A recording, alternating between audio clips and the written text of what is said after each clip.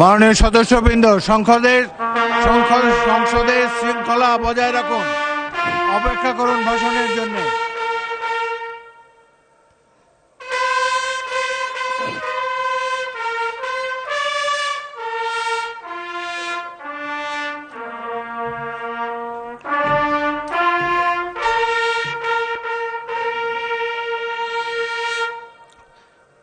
সম্মানিত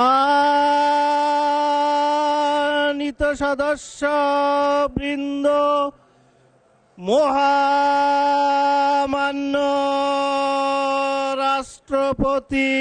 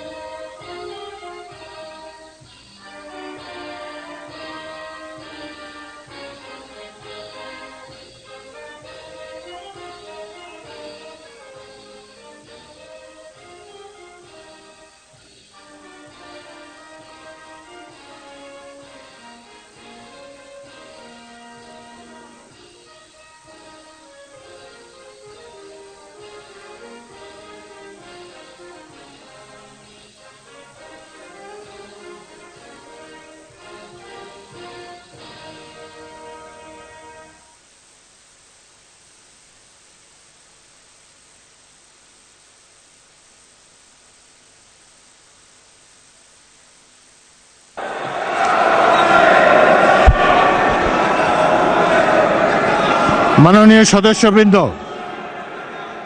আমি এখন মহামান্য রাষ্ট্রপতি জনাব মোহাম্মদ শাহাবুদ্দিনকে তার মূল্যবান ভাষণ প্রদানের জন্য অনুরোধ জানাচ্ছি।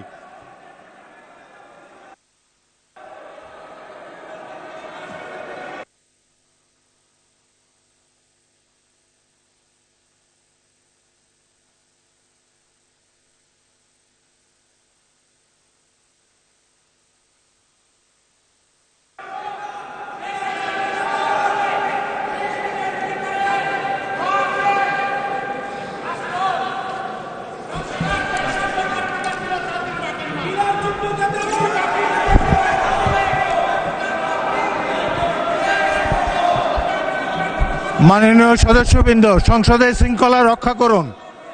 অনুগ্রহ করে নিজের আসনে বসে পড়ুন। রাষ্ট্রপতির ভাষণ শুনুন।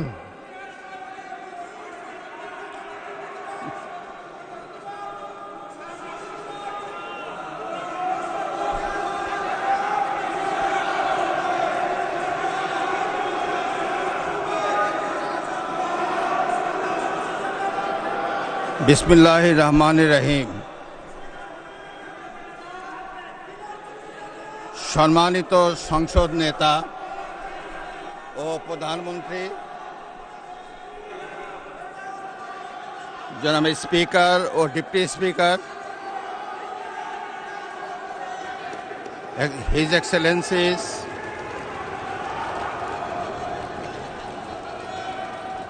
সম্মানিত সংসদ সদস্যবৃন্দ,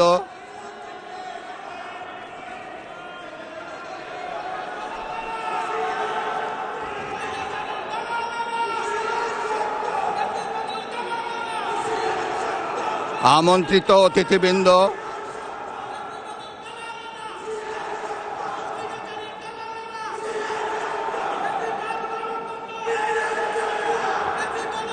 প্রিন্ট এবং ইলেকট্রনিক মিডিয়ার সম্মানিত সাংবাদিকবৃন্দ,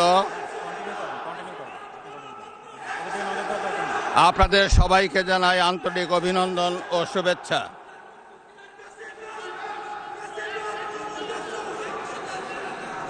জনাব স্পিকার,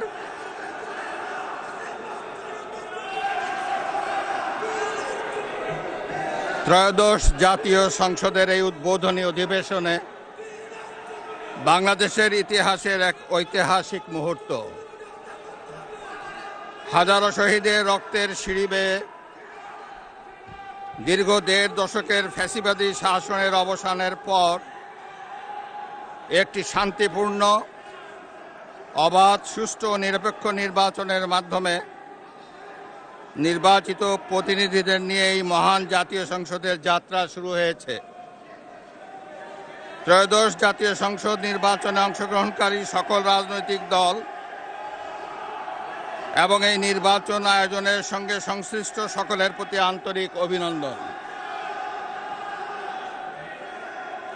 অবাধ, সুষ্ঠু ও নিরপেক্ষ নির্বাচন আয়োজনের জন্য নির্বাচন কমিশন, মাঠ প্রশাসন, আইন শৃঙ্খলা রক্ষাকারী বাহিনী সহ প্রজাতন্ত্রের কর্মচারীদের নিরলস পরিশ্রম এবং নির্বাচনে অংশগ্রহণকারী সকল রাজনৈতিক দল ও ব্যক্তি, আন্তরিক উদ্যোগ এবং সাধারণ জনগণের স্বতঃস্ফূর্ত অংশগ্রহণ গণতন্ত্রের ইতিহাসে একটি উজ্জ্বল দৃষ্টান্ত হয়ে থাকবে। বিএনপির চেয়ারম্যান জনাব তারেক রহমানের নেতৃত্বে বর্তমান জাতীয় সংসদে বিএনপি ও সমমনা দলগুলোর 2/3 বেশি আসনে বিপুল ভোটে জয়লাভ করেছে। জাতীয় সংসদে একটি শক্তিশালী বিরোধী দলের পাশাপাশি কয়েকজন স্বতন্ত্র সংসদ সদস্যও রয়েছেন। আমি এই সংসদে আপনার মাধ্যমে প্রধানমন্ত্রী তারেক রহমান এবং তার নেতৃত্বে গঠিত নতুন সরকারকে আন্তরিক অভিনন্দন জানাচ্ছি। জাতীয় সংসদের সকল সদস্যের প্রতিও রইল আমার প্রাণ ঢালা শুভেচ্ছা ও অভিনন্দন। আমি মহান মুক্তিযুদ্ধের লাখো শহীদ এবং বীর মুক্তিযোদ্ধাদের শ্রদ্ধার সঙ্গে স্মরণ করছি। একই সাথে স্মরণ করছি বীরাঙ্গনা মা বোনদের এবং আমাদের সকল শহীদদের যারা বিভিন্ন গণতান্ত্রিক আন্দোলনে শহীদ হয়েছেন। স্বাধীনতার ঘোষক শহীদ রাষ্ট্রপতি জিয়াউর রহমান বীরুত্তম স্বাধীনতা এবং মুক্তিযুদ্ধের ইতিহাসের সকল নেতার অবদানকেও আমি শ্রদ্ধার সঙ্গে স্মরণ করছি। বাংলাদেশের 3 বারের নির্বাচিত সাবেক প্রধানমন্ত্রী ও বিএনপির সাবেক চেয়ারপারসন দেশনেত্রী বেগম খালেদা জিয়ার অবদানকে শ্রদ্ধার সঙ্গে স্মরণ করছি, যিনি দেশে সংসদীয় গণতন্ত্র প্রতিষ্ঠা করেছেন। গণতন্ত্র প্রতিষ্ঠার লড়াইয়ে প্রতিবার সামনের কাতারে থেকে আপোষহীন নেতৃত্ব দিয়েছেন। জনাব স্পিকার, বাংলাদেশের গণতন্ত্রের ইতিহাসে 2024 সালের জুলাই আগস্ট মাসে ছাত্র জনতার গণ অভ্যুত্থান একটি গুরুত্বপূর্ণ ঘটনা। কোটা সংস্কার আন্দোলন থেকে এক পর্যায়ে এটি ফ্যাসিবাদ বিরোধী আন্দোলনের রূপ নেয়। দেশের ছাত্র জনতা, কৃষক, শ্রমিক, শিক্ষক, সাংবাদিক, বুদ্ধিজীবী, প্রবাসী তথা সকল শ্রেণী পেশার মানুষ গণতন্ত্রের পক্ষে রাজনৈতিক দলসহ সকলের সম্মিলিত আন্দোলনের ফলে 2024 সালের 5ই আগস্ট তৎকালীন ফ্যাসিস্ট সরকারের পতন ঘটে। হাজারো শহীদের রক্তের উপর দিয়ে তাবেদার ও ফ্যাসিবাদ মুক্ত নতুন গণতান্ত্রিক বাংলাদেশের সূচনা হয়।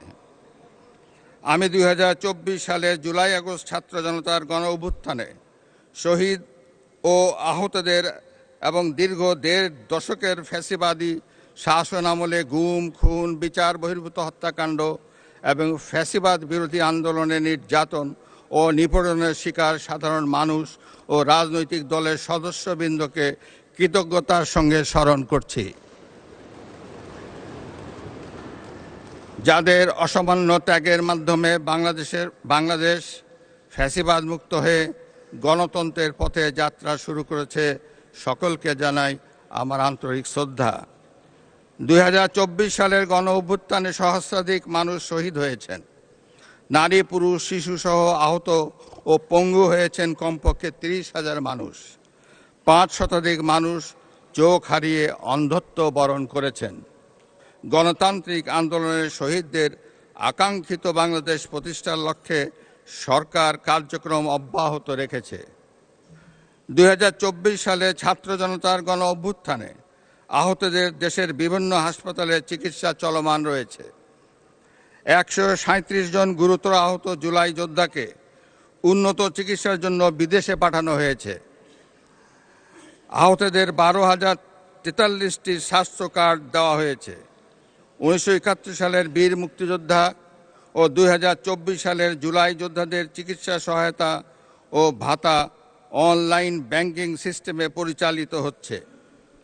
সরকার জুলাই গণ অভ্যুত্থানের ইতিহাস সংরক্ষণ, গবেষণা, উন্নয়ন, দিবস উদযাপন সহ নানামুখী কার্যক্রম ও বাস্তবায়ন করে যাচ্ছে। বিশ্ব শিশু দিবস ও শিশু অধিকার সপ্তাহ 2025 উদযাপন উপলক্ষে 2025 সালের 6 অক্টোবর সরকার জুলাইয়ের গণ অভ্যুত্থানে শিশু শহীদদের 60টি পরিবারকে এককালীন 50,000 টাকা সমমূল্যের প্রাইজ বন্ড এবং সম্মাননা স্মারক প্রদান করেছে। ওসমানী উদ্যানে জুলাই স্মৃতিস্তম্ভ নির্মাণের উদ্যোগ গ্রহণ করা হয়েছে। জুলাই আগস্ট গণ অভ্যুত্থানে শহীদদের স্মরণে শহীদি মৃত্যুর নির্দিষ্ট স্থানে স্ট্রিট মেমোরি স্ট্যাম্প স্থাপনের উদ্যোগ গ্রহণ করা হয়েছে। শহীদদের কবর সংরক্ষণ করা হয়েছে। জুলাই শহীদদের স্মৃতি অম্লান রাখতে জুলাই অভ্যুত্থানের স্মৃতি জাদুঘর এবং 64টি জেলায় স্মৃতিস্তম্ভ স্থাপন করা হয়েছে। জাতীয়ভাবে 36 দিনব্যাপী জুলাই পুনর্জাগরণের অনুষ্ঠানমালা 2025 বাস্তবায়িত হয়েছে। জনাব স্পিকার, আজ এই মহান সংসদে আমি অন্তর্বর্তীকালীন সরকারের কার্যক্রম এবং বর্তমান সরকারের কার্যক্রম ও পরিকল্পনার সারসংক্ষেপ তুলে ধরছি।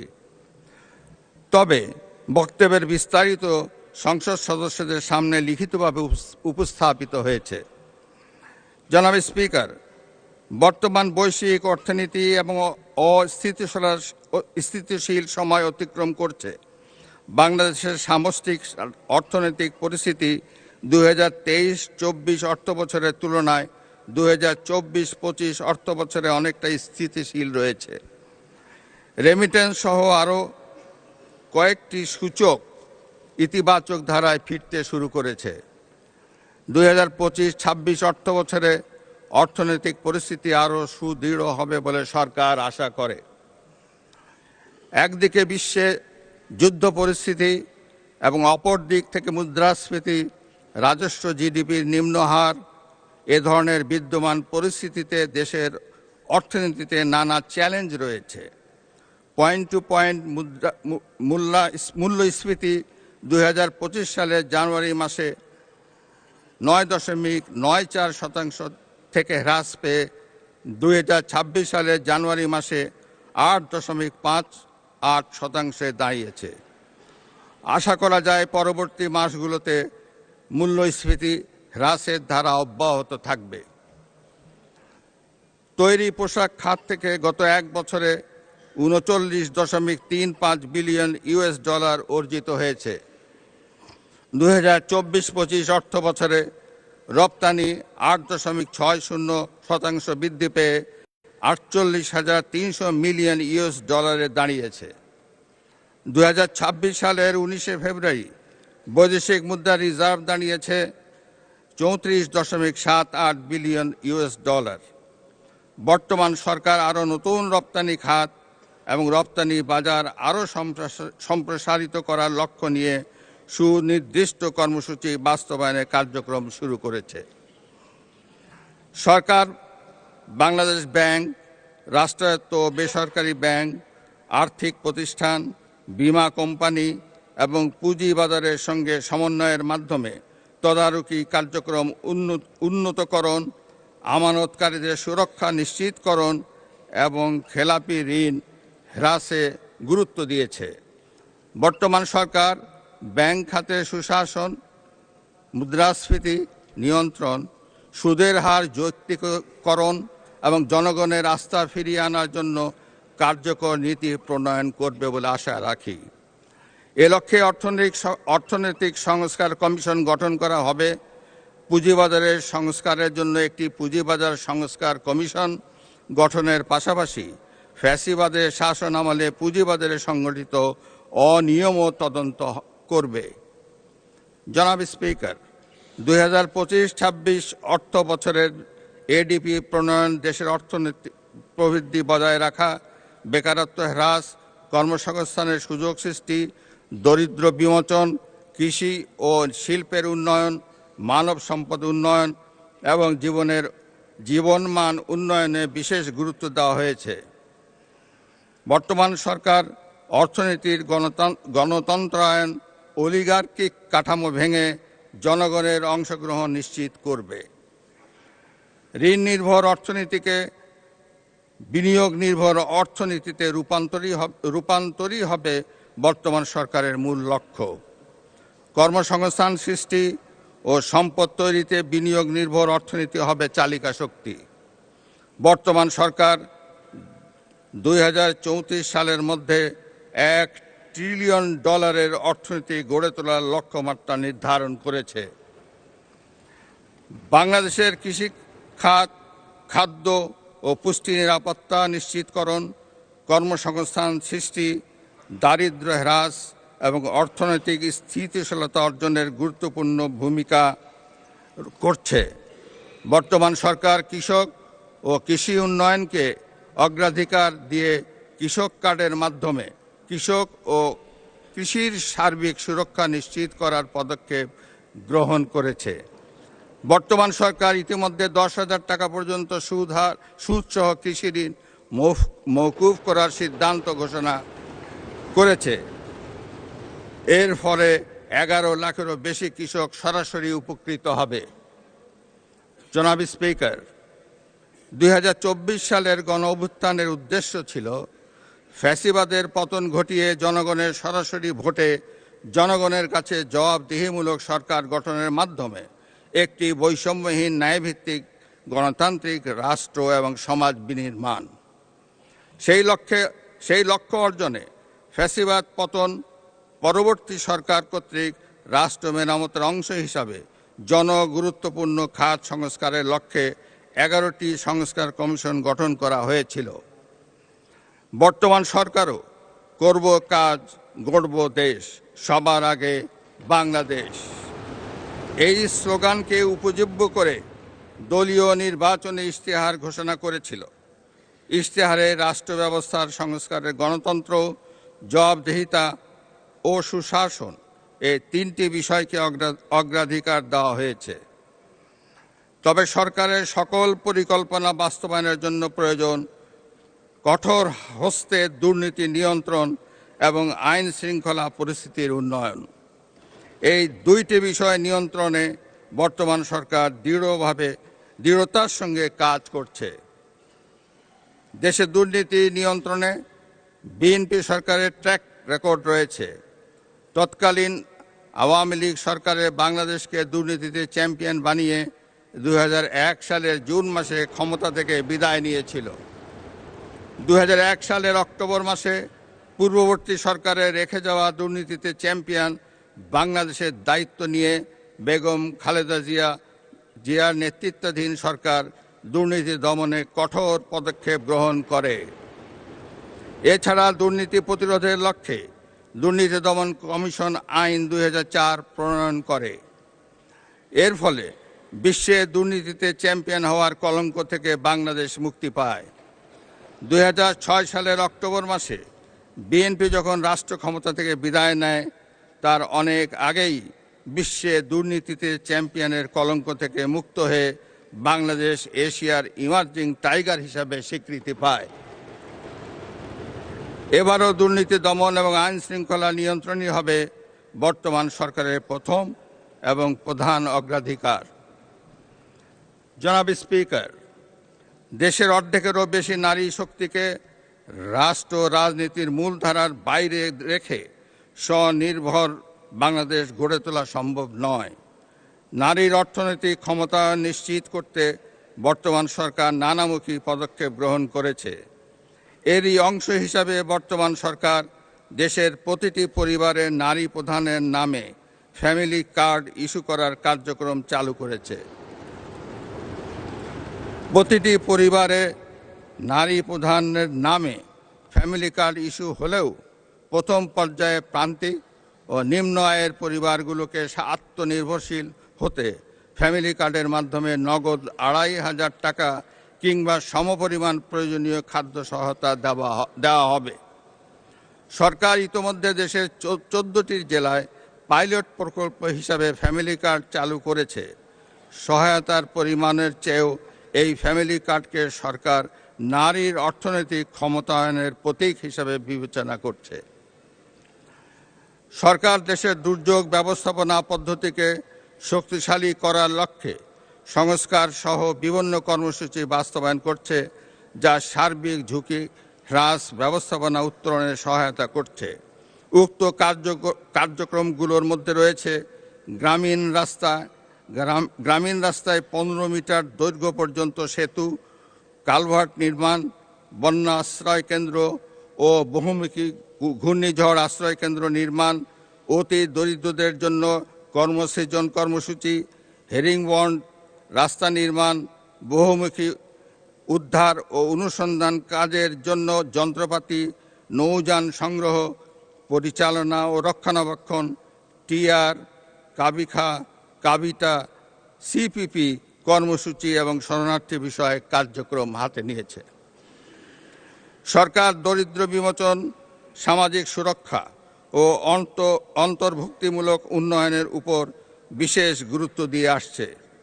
দেশের প্রতিবন্ধী ব্যক্তি, বয়স্ক, বিধবা, স্বামী নিগৃহীতা নারী, দুস্থ ও অসহায় জনগোষ্ঠীর জন্য সামাজিক নিরাপত্তা, মানব সম্পদ উন্নয়ন ও পুনর্বাসনমূলক কার্যক্রমের আওতায় 1,30,00,000-এরও বেশি মানুষ উপকৃত হচ্ছেন। বর্তমান সরকার বিশেষ চাহিদা সম্পন্ন জনগোষ্ঠীর কল্যাণ নিশ্চিত করতে বিশেষায়িত স্বাস্থ্যসেবা ইউনিট ও স্কুল প্রতিষ্ঠা, কারিগরি শিক্ষা স্কলারশিপ প্রদান করবে। তাদের সেবা নিশ্চিত করতে স্বতন্ত্র অধিদপ্তর গঠন করা হবে। জনাব স্পিকার, সাবেক প্রধানমন্ত্রী মরহুমা বেগম খালেদা জিয়া সরকারের সময় মেয়েদের অবৈতনিক শিক্ষা চালু করা হয়েছিল। একই ধারাবাহিকতায় দেশে নারী শিক্ষার প্রসারে দ্বাদশ শ্রেণী পর্যন্ত মেয়েদের শিক্ষা অবৈতনিক এবং স্নাতক পাস ও সমমান অর্থ পর্যন্ত উপবৃত্তি কার্যক্রম চালু রয়েছে। একই ধারাবাহিকতায় বর্তমান সরকার নারীদের জন্য স্নাতকোত্তর পর্যায়েও অবৈতনিক শিক্ষার সুযোগ সৃষ্টির পরিকল্পনা গ্রহণ করেছে। সারা দেশে নারীদের মধ্যে ক্ষুদ্র ঋণ কার্যক্রম পরিচালনার জন্য 1976 সালে গঠিত মহিলা ও শিশু বিষয়ক মন্ত্রণালয়ের আওতায় জাতীয় মহিলা সংস্থার মাধ্যমে ক্ষুদ্র ঋণ কার্যক্রমের আওতায় আর্থিক সঙ্গতিহীন নারীদের এককভাবে 25,000 টাকা থেকে 75,000 টাকা এবং দলগতভাবে 1 লক্ষ টাকা থেকে 2 লক্ষ টাকা পর্যন্ত ঋণ বিতরণ কার্যক্রম চালু রয়েছে। জাতীয় মহিলা সংস্থার নারী নির্যাতন প্রতিরোধ সেল এর মাধ্যমেও বিভিন্ন ইস্যুতে নির্যাতিত নারীদের বিনা খরচে আইনগত সহায়তা কার্যক্রম অব্যাহত রয়েছে। এসব কার্যক্রম অব্যাহত রাখার পাশাপাশি নারীদের আত্মনির্ভরশীল করে তুলতে বর্তমান সরকার ফ্যামিলি কার্ড প্রবর্তন ছাড়াও আরও কিছু কার্যক্রম চালু করেছে। জনাব স্পিকার, পরিবেশ দূষণ ও জলবায়ু পরিবর্তনের অভিঘাত মোকাবেলায় সরকার নিরলসভাবে কাজ করে যাচ্ছে। বর্তমান সরকার আগামী 5 বছরে স্বেচ্ছাশ্রম ও সরকারি উদ্যোগে সারা দেশে 25 কোটি বৃক্ষরোপণ ও সবুজ কর্মসংস্থানের সৃষ্টি কাজ শুরু করেছে। প্রতি বছর 5 কোটি বৃক্ষরোপণের পরিকল্পনা বাস্তবায়নের কাজ ইতিমধ্যে শুরু হয়েছে। এই কর্মসূচি সুষ্ঠুভাবে বাস্তবায়ন করতে বৃক্ষ চারা উৎপাদনের জন্য 10,000 নতুন নার্সারি উদ্যোক্তা গড়ে তোলা হবে, যা 2.5 লক্ষাধিক কর্মসংস্থান তৈরি করবে। 2025 সালের জানুয়ারি মাস থেকে দেশের সকল ভূমি সেবা একটি সমন্বিত ডিজিটাল প্ল্যাটফর্মে অন্তর্ভুক্ত করা হয়েছে। Land service gateway, mutation system, ভূমি উন্নয়ন কর সিস্টেম, ভূমি রেকর্ড ও ম্যাপ ব্যবস্থাপনা সিস্টেম এবং ভূমি প্রশাসন ব্যবস্থাপনা সিস্টেম সমূহের দ্বিতীয় ভার্সন শুরু করা হয়েছে। নাগরিকদের জন্য ভূমি সেবা সহায়তা নির্দেশিকা 2025 এবং ভূমি সেবায় অভিযোগ ব্যবস্থাপনা নির্দেশিকা 2026 প্রণয়ন করা হয়েছে। দেশের 889টি ভূমি সেবা সহায়তা কেন্দ্র এবং কল সেন্টার 16122 চালু করা হয়েছে। বর্তমান সরকার এসব কার্যক্রম সুসংহত ও সমন্বিত করে জনগণের হয়রানি রোধ এবং দ্রুত সেবা প্রাপ্তি নিশ্চিত করার কার্যক্রম চালু করেছে। সরকার ভূমি ব্যবস্থাপনাকে আধুনিক এবং সহজ করতে জনগণের কাছে অঙ্গীকারাবদ্ধ। জনাব স্পিকার, দেশের পানি সম্পদের ন্যায্য হিস্সা নিশ্চিত করতে বর্তমান সরকার বদ্ধপরিকর। তিস্তা মহাপরিকল্পনা এবং পদ্মা ব্যারেজ বাস্তবায়নের মাধ্যমে উত্তরাঞ্চল এবং দক্ষিণাঞ্চলের পানি নিরাপত্তা, বন্যা ও মরুকরণ প্রতিরোধ নিশ্চিত করা হবে। একই সঙ্গে বর্তমান সরকার শহীদ প্রেসিডেন্ট জিয়াউর রহমান প্রবর্তিত স্বেচ্ছাশ্রম খাল খনন কর্মসূচি পুনঃবাস্তবায়নের মাধ্যমে সারা দেশে 20,000 কিলোমিটার নদী ও খাল পুনঃখনন ও পুনরুদ্ধারের বিষয়ে ইতোমধ্যে কাজ শুরু করেছে। বিদ্যমান বন্দর ব্যবস্থাপনাকে আরও কার্যকর করে চট্টগ্রামের সমুদ্র বন্দর, বিমানবন্দর, সামুদ্রিক এলাকা ও উপকূলীয় অঞ্চলের সম্ভাবনাকে কাজে লাগিয়ে বর্তমান সরকার চট্টগ্রামকে আঞ্চলিক লজিস্টিক হাব হিসাবে গড়ে তোলার লক্ষ্যে কার্যক্রম শুরু করেছে। চট্টগ্রাম বন্দরে জাহাজে ওয়েটিং টাইম 0 পর্যায়ে রাখা গেলে বন্দর ব্যবস্থাপনায় কাঙ্ক্ষিত উন্নয়ন সাধিত হবে বলে সরকার আশা করে। সরকার গ্রামীণ ও নগর অবকাঠামো উন্নয়ন, নিরাপদ পানি সরবরাহ, স্যানিটেশন ও হাইজিন এবং স্থানীয় সরকার প্রতিষ্ঠানসমূহকে শক্তিশালী করার মাধ্যমে জনগণের দোরগোড়ায় সেবা পৌঁছে দেওয়ার চেষ্টা করছে।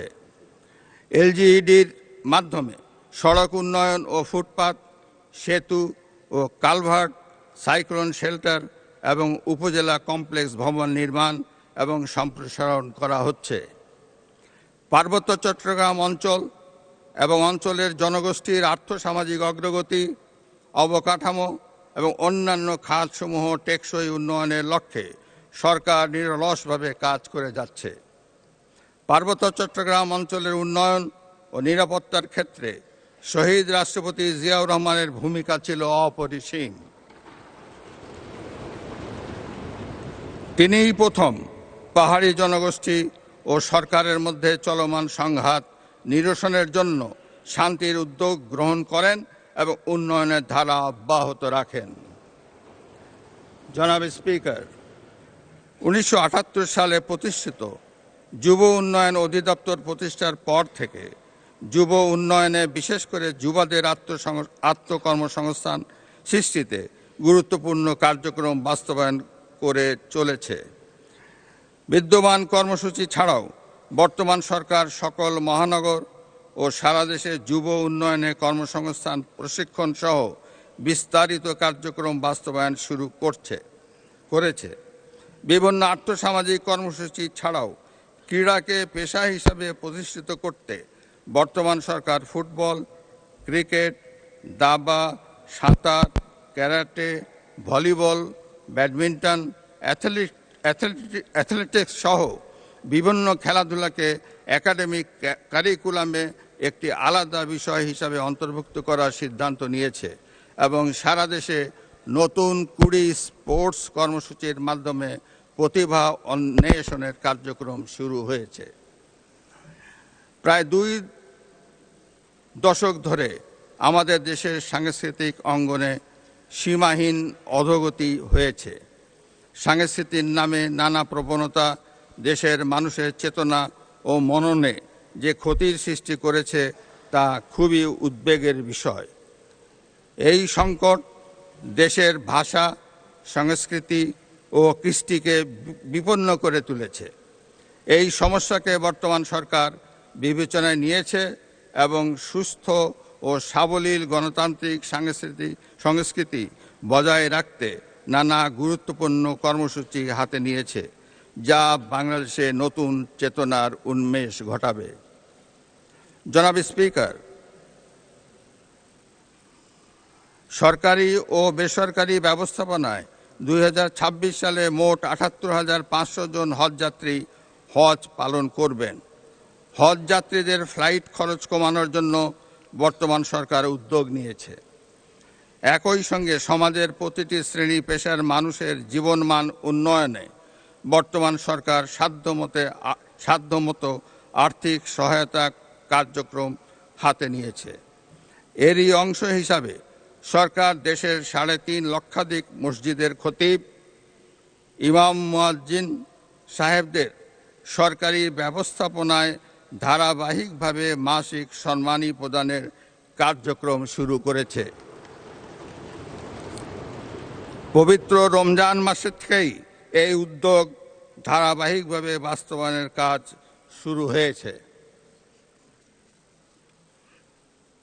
জনাব স্পিকার, প্রায় 7.5 কোটি কর্মক্ষম জনগোষ্ঠীর জন্য শোভন কর্মসংস্থান সৃষ্টি এবং শ্রমিক অধিকার ও জীবনমান উন্নয়ন নিশ্চিত করা সরকারের অঙ্গীকার।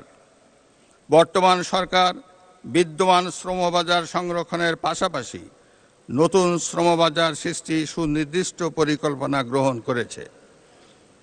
দেশব্যাপী কর্মসংস্থান সৃষ্টির লক্ষ্যে জেলা ও উপজেলা পর্যায়ে সরকারি এমপ্লয়মেন্ট এক্সচেঞ্জ চালু করা হবে। বিদেশে কর্মসংস্থানের জন্য ভাষা ও দক্ষতা প্রশিক্ষণ, চাহিদাভিত্তিক ও যুগোপযোগী শিক্ষা, উচ্চশিক্ষা প্রতিষ্ঠানে প্রশিক্ষণ ও ক্যারিয়ার সেন্টার স্থাপন করা হবে। দেশে বিদেশে প্রবাসীদের স্বার্থ সংশ্লিষ্ট তথ্য এবং নির্দেশনা সম্বলিত প্রবাসী কার্ড চালু করা হবে। 2025 সালে প্রবাসী কল্যাণ ও বৈদেশিক কর্মসংস্থান মন্ত্রণালয়ের মাধ্যমে বিদেশে প্রেরিত কর্মীর সংখ্যা 11,31,000। বর্তমান সরকার 5 বছরে 1 কোটি জনশক্তি বিদেশে পাঠানোর লক্ষ্যমাত্রা নির্ধারণ করেছে। উপজেলায় তালিকাভুক্তদের প্রশিক্ষণ, ভাতা প্রদান ও দরিদ্রদের ন্যূনতম খরচে প্রবাসে প্রেরণ করা হবে। চাকরি নিয়ে বিদেশে যাওয়ার পথ সুগম করতে সংশ্লিষ্টদের প্রয়োজন অনুযায়ী সর্বোচ্চ 10 লাখ টাকা পর্যন্ত সহজ শর্তে ঋণ প্রদান করা হবে। জনাব স্পিকার, বর্তমানে মাতৃ শিশু মৃত্যু হ্রাস পেয়ে গড় আয়ু 72.4 বছর উন্নতি হয়েছে। সেই ধারাবাহিকতায় বর্তমান সরকার স্বাস্থ্য খাতে দুর্নীতি, অপচয় ও অবহেলা রোধ করে গণমুখী স্বাস্থ্য সচেতনতা ও স্বাস্থ্যসেবা কার্যক্রম জোরদারের কাজ শুরু করা হয়েছে। স্বাস্থ্য খাতে সরকারের পর্যায়ক্রমে জিডিপির 5% বরাদ্দের প্রতিশ্রুতি রয়েছে। নাগরিক স্বাস্থ্য পরিষেবার ক্ষেত্রে বর্তমান সরকার প্রিভেনশন ইজ বেটার দ্যান কিউর নীতি অবলম্বন করেছে। এরই অংশ হিসাবে সরকার সারা দেশে পর্যায়ক্রমে 1 লাখ হেলথ কেয়ারার নিয়োগ করতে যাচ্ছে। এর মধ্যে 80% হেলথ কেয়ারার হবেন নারী। জনাব স্পিকার, সরকার একটি অন্তর্ভুক্তিমূলক মানসম্মত ও প্রযুক্তি নির্ভর শিক্ষা ব্যবস্থা গড়ে তুলতে সংস্কার, পাঠ্যক্রম হালনাগাদ, সময়মতো পাঠ্যপুস্তক বিতরণ, শিক্ষক নিয়োগ ও প্রশিক্ষণ, অনলাইনে বেতন ভাতা ও উপবৃত্তি প্রদান এবং অবকাঠামো উন্নয়ন করেছে। বর্তমান সরকার স্কুল পর্যায় থেকেই এমন একটি নৈতিক সম্পন্ন কর্মমুখী শিক্ষা ব্যবস্থা প্রণয়ন করতে চায় যেখানে শিক্ষিত বেকার জনগোষ্ঠী তৈরি হবে না। কোনো কারণে শিক্ষাবর্ষের যে কোনো পর্যায় থেকে কোনো শিক্ষার্থী ড্রপ আউট হয়ে গেলেও যাতে বেকার থাকতে না হয় সেটি মাথায় রেখেই ব্যবহারিক এবং কারিগরি শিক্ষাকে প্রাধান্য দিয়ে শিক্ষা কারিকুলাম সংস্কারের উদ্যোগ নিয়েছে। One teacher one tab multimedia classroom learning with happiness, বাধ্যতামূলক তৃতীয় ভাষা শিক্ষা, সবার জন্য কারিগরি শিক্ষা, ক্রীড়া ও দেশীয় সংস্কৃতি শিক্ষায় গুরুত্ব আরোপ করা হবে। রাষ্ট্রীয় দিবসগুলোতে প্রাথমিক ও মাধ্যমিক স্কুল এবং মাদ্রাসা শিক্ষকদের আমন্ত্রণ জানানো হবে। তথ্য ও সম্প্রচার মন্ত্রণালয় বর্তমান কার্যক্রমকে সর্বাধুনিক তথ্য নির্ভর করে ঢেলে সাজানো হবে। প্রচলিত গণমাধ্যমের পাশাপাশি নিউ মিডিয়াকে অগ্রাধিকার ভিত্তিতে ব্যবহার করা হবে। জনগণের তথ্য প্রাপ্তির অধিকারকে নিশ্চিত করার পাশাপাশি অপতথ্য রোধে উদ্যোগ নেওয়া হবে। আধুনিক প্রযুক্তি নির্ভর বাংলাদেশ বিনির্মাণ, উন্নত টেলিযোগাযোগ সেবা এবং নিরাপদ ও টেকসই প্রযুক্তির উন্নয়ন নিশ্চিতকরণে সরকার কাজ করছে। বর্তমান সরকার তথ্য ও প্রযুক্তি খাতকে বিশেষ অগ্রাধিকার প্রাপ্ত খাত এবং দেশের অর্থনৈতিক প্রবৃদ্ধি নতুন চালিকা শক্তি হিসাবে চিহ্নিত করেছে। এ লক্ষ্য পূরণে সরকার বাংলাদেশকে বৈশ্বিক পর্যায়ে একটি অন্যতম এআই হাব এবং হার্ডওয়্যার উৎপাদন কেন্দ্রে পরিণত করবে। এই খাতে 10 লক্ষ নতুন কর্মসংস্থান সৃষ্টি, সবার জন্য দ্রুত ও নির্ভরযোগ্য ইন্টারনেট সেবা নিশ্চিত করা হবে। পেপ্যাল সহ প্রযুক্তি নির্ভর ক্যাশ লাইট অর্থনীতি, ক্লাউড ফাস্ট প্রযুক্তির আওতায় দেশে প্রথম এআই চালিত ডেটা সেন্টার স্থাপন এবং বাংলাদেশকে গুগল, ফেসবুক, অ্যামাজন ও মাইক্রোসফটের মতো প্রতিষ্ঠান অ্যাজ ডেটা সেন্টার হবে হিসাবে গড়ে তোলার উদ্যোগ নেওয়া হয়েছে। দেশের অর্থনীতিকে শক্তিশালী করার জন্য প্রতিবন্ধী সহ যুবক যুবতী, উদ্যোক্তা ও স্টার্ট আপদের জন্য প্রশিক্ষণ, অনুদান ও মেন্টরশিপ চালু করা হয়েছে। দেশব্যাপী ই সেবা প্রদানে ন্যাশনাল পোর্টাল ফ্রেমওয়ার্ক 2.0 চালুকরণ সহ ব্রডব্যান্ড কানেক্টিভিটিস, স্কুল ল্যাব, মুক্ত পাঠ, ই লার্নিং, ডিজিটাল স্বাক্ষর ও মাই গভ প্ল্যাটফর্মের মাধ্যমে নাগরিকদের সেবা সহজীকরণের পাশাপাশি অনলাইন সত্যায়ন, ই টিকেটিং ও এক পে সুবিধার প্রসারিত করা হয়েছে। বিনিয়োগ বান্ধব নীতি, স্টার্ট আপ ও উদ্ভাবন ফান্ড, উন্মুক্ত প্রতিযোগিতা এবং সাশ্রয়ী সেবা প্রদান নিশ্চিত করা হবে। বন্ধ পাট কল সহ অন্যান্য কল কারখানা পর্যায়ক্রমে চালুর মাধ্যমে কর্মসৃজনের ব্যবস্থা করা হবে। জনাব স্পিকার, দেশের জ্বালানি নিরাপত্তা নিশ্চিতকরণ, জীবাশ্ম জ্বালানি সহ আমদানি ভিত্তিক জ্বালানির উপর নির্ভরশীলতা হ্রাস করে নবায়নযোগ্য জ্বালানি হতে বিদ্যুৎ উৎপাদন বৃদ্ধির উপর সরকার গুরুত্ব আরোপ করেছে। বর্তমান সরকার বিদ্যুৎ ও জ্বালানি খাত উন্নয়নে উৎপাদন ও সঞ্চালন সক্ষমতা বৃদ্ধি কল্পে 2030 সালের মধ্যে বিদ্যুৎ উৎপাদন ক্ষমতা 35,000 মেগাওয়াটে উন্নীত করা এবং সঞ্চালন লাইন 25,000 সার্কিট কিলোমিটারে সম্প্রসারণ করা হবে। 2026 সালে 31টি কূপ খননের মাধ্যমে গ্যাস উৎপাদন বৃদ্ধি করে 327 মিলিয়ন ঘনফুট গ্যাস জাতীয় গ্রিডে সংযুক্ত করা হবে। উৎপাদন বণ্টনে চুক্তির আওতায় স্থলভাগ ও সমুদ্র অঞ্চলে তেল গ্যাস অনুসন্ধানের লক্ষ্যে শীঘ্রই বিডিং রাউন্ড আহ্বান করা হবে। এছাড়া বাপেক্সকে শক্তিশালীকরণের লক্ষ্যে অতিরিক্ত 2টি রিগ ক্রয় সহ জনবলকে আধুনিক প্রশিক্ষণ দেওয়া হবে।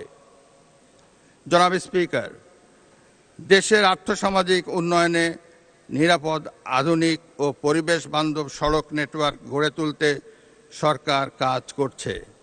বর্তমানে 22,724 কিলোমিটার মহাসড়কের মাধ্যমে রাজধানীর সঙ্গে দেশব্যাপী সংযোগ জোরদার করা হয়েছে। বর্তমান সরকার যোগাযোগ ও পরিবহন খাতে সড়ক পরিবহন ব্যবস্থা উন্নয়নের মাধ্যমে জাতীয় এক্সপ্রেসওয়ে গ্রিড গড়ে তুলবে। নৌ পরিবহন ব্যবস্থায় বৃত্তাকার জনপথ, নদী ও সমুদ্রবন্দর সংযোগ এবং আধুনিক ওয়াটার হাইওয়ে নির্মাণ করা হবে। সারা দেশে রেল যোগাযোগ ব্যবস্থা সম্প্রসারণ, রেল পরিচালনা আধুনিকায়ন এবং এক্সপ্রেস সার্ভিস বৃদ্ধি করা হবে। এই খাতে সরকারি বেসরকারি অংশীদারিত্ব, মেট্রো রেল ও দূরপাল্লায় বিশেষ ছাড়, মনোরেল এবং বুলেট ট্রেন সংযোগ স্থাপন করা হবে। বিমান পরিবহন ব্যবস্থায় নিরাপদ কার্গো ও হয়রানিমুক্ত যাত্রী সেবা নিশ্চিত করা হবে। ইতোমধ্যে হজ যাত্রীদের বিমান ভাড়া কমানোর উদ্যোগ নেওয়া হয়েছে। বর্তমান সরকার সড়ক নিরাপত্তা আইন ও দুর্ঘটনা রোধ, যাত্রী নিরাপত্তা, সড়ক পরিবহন বীমা এবং শ্রমিকদের ইউনিফর্ম নিশ্চিত করবে। পরিবহন ও যোগাযোগ ব্যবস্থার সমন্বিত পরিকল্পনা বাস্তবায়নের মাধ্যমে সারা দেশে যোগাযোগ ব্যবস্থাকে আধুনিকায়ন করার কার্যক্রম শুরু হয়েছে। এরই অংশ হিসাবে ইতিমধ্যেই যোগাযোগ এবং পরিবহন সংশ্লিষ্ট মন্ত্রণালয়গুলোর মধ্যে সমন্বয় সাধন করা হয়েছে।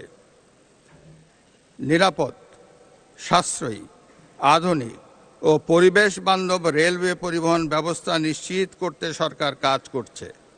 সারা দেশকে রেলওয়ে নেটওয়ার্কের আওতায় আনার পরিকল্পনা বাস্তবায়নের কাজ এগিয়ে চলছে।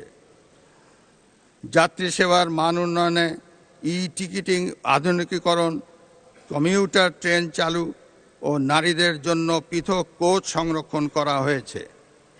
অবৈধ দখলকৃত ভূমি উদ্ধার ও বরাদ্দ প্রদান, রেলওয়ে ট্রেনিং একাডেমি আধুনিকীকরণ, ব্রড গেজ ও মিটার গেজ লোকোমোটিভ, ওয়াগন ও লাগেজ ভ্যান সংগ্রহ করা হয়েছে। বর্তমান সরকার 2034 সালের মধ্যে বাংলাদেশকে দক্ষিণ ও দক্ষিণ পূর্ব এশিয়ার অন্যতম প্রধান এভিয়েশন হাব ও দেশি বিদেশি পর্যটকদের জন্য বাংলাদেশকে আকর্ষণীয় পর্যটন গন্তব্যে রূপান্তরের উদ্যোগ নিয়েছে। ইতোমধ্যে জাতীয় পর্যটন দিবসকে গ শ্রেণী থেকে খ শ্রেণীতে উন্নীত করা হয়েছে। হজরত শাহজালাল আন্তর্জাতিক বিমানবন্দরের 3য় টার্মিনাল সহ অন্যান্য অবকাঠামো নির্মাণের প্রথম পর্যায়ে প্রকল্পের কাজ প্রায় সমাপ্ত হয়েছে। বর্তমান সরকার খুব শীঘ্রই তা চালুর উদ্যোগ নিচ্ছে। জনাব স্পিকার, মেরিটোক্রেসির মাধ্যমে বাংলাদেশ বিনির্মাণে প্রশাসনিক সংস্কার কমিশন গঠন ও বাংলাদেশ সরকারি কর্ম কমিশনকে শক্তিশালীকরণ, জবাবদিহিমূলক ও দলীয়করণ মুক্ত জনপ্রশাসন প্রতিষ্ঠা করা হবে। সরকারি চাকরিতে সরাসরি নিয়োগের ক্ষেত্রে বয়সসীমা 30 থেকে 32 বছর নির্ধারণ করা হয়েছে। জনাব স্পিকার, বিতাড়িত ফ্যাসিবাদী শাসন আমলে আইন শৃঙ্খলা রক্ষাকারী বাহিনীকে দলীয় বাহিনী হিসাবে ব্যবহার করা হয়েছিল। বর্তমান সরকার আইন শৃঙ্খলা রক্ষাকারী বাহিনীকে সম্পূর্ণ পেশাদার, আধুনিক এবং দক্ষ বাহিনী হিসাবে গড়ে তুলতে বদ্ধপরিকর। সেবাবান্ধব পুলিশ গঠন, পুলিশের নৈতিক মনোবল পুনর্গঠন, অনলাইন অভিযোগ দায়ের ব্যবস্থা সম্প্রসারণ, পুলিশ কমিশন অধ্যাদেশ পুনর্নিরীক্ষণ করা হবে। দেশের আইন শৃঙ্খলা রক্ষা এবং পুলিশের সক্ষমতা বাড়াতে বর্তমান সরকার পুলিশে আরও 4000 সাব ইন্সপেক্টর এবং 10,000 নতুন কনস্টেবল নিয়োগ দিবে। একই সঙ্গে পুলিশ সার্জেন্টের 168 শূন্য পদে নিয়োগ চূড়ান্ত করবে। দেশে কারাগার ব্যবস্থাপনার অংশ হিসাবে 5টি নতুন কারাগার চালু করা হয়েছে। প্রযুক্তি নির্ভর ব্যবস্থাপনা, 16191 কল সেন্টার, ডিজিটাল বন্দি ব্যবস্থাপনার উদ্যোগ নেওয়া হয়েছে। আইন শৃঙ্খলার উন্নয়ন বর্তমান সরকারের সর্বোচ্চ অগ্রাধিকার।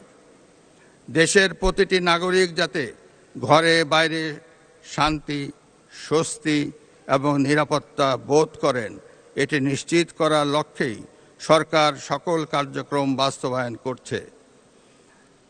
সারা দেশে আইন শৃঙ্খলা অবনতির অন্যতম কারণ হিসাবে বর্তমান সরকার অনলাইন জুয়া সহ সকল ধরনের জুয়া এবং মাদকের বিস্তারকে চিহ্নিত করেছে। ফলে জুয়া এবং মাদক নিয়ন্ত্রণে বর্তমান সরকার সারা দেশে বিশেষ অভিযান পরিচালনা শুরু করেছে।